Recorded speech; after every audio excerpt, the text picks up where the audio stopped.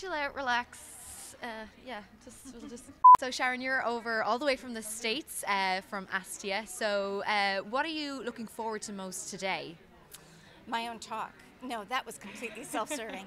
Actually, what I've looked forward to most was the collective conversation. What I'm struck by is how well you've pulled together a series of conversations that have a common thread. And it's just been a most powerful 2 days, well, day and a half, and what I'm looking forward to is the rest of it. Excellent. I'm actually looking forward to your talk later as well. So there's been some overarching themes throughout the 2 days, the chats that we're having, imposter syndrome, implicit bias. What struck you the most about some of the conversations going on? I was really struck by the positive conversations. What I think I didn't realize was how many women I didn't know that I should.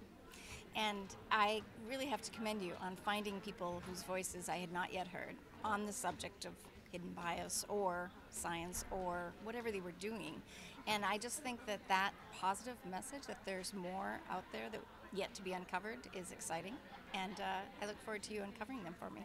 That's great. And have you had a chance to see some of the young, innovative startups we have there?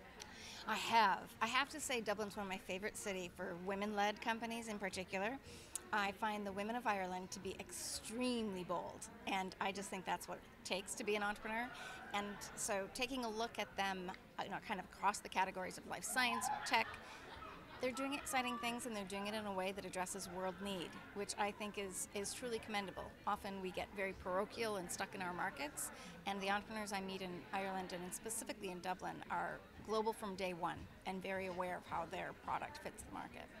And is that something that investors are looking to invest in now, like services that are actually, doing something, solving world problems?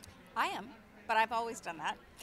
I do think there are investors who invest in other things, and I think that serves their purpose. My own purpose is I like to find things that are addressing large unmet needs, specifically needs of underserved. It's always interesting to me, and by underserved I can mean medical device that's meeting a need maybe in women's reproductive health, because as we heard from some of our speakers in the space of women's health and women's reproductive health, it's been poorly funded, not just at the early stage research, but follow-on investment has really been lacking. And I think it's time for us as investors to really step up and do our part to make sure that those things make it to market.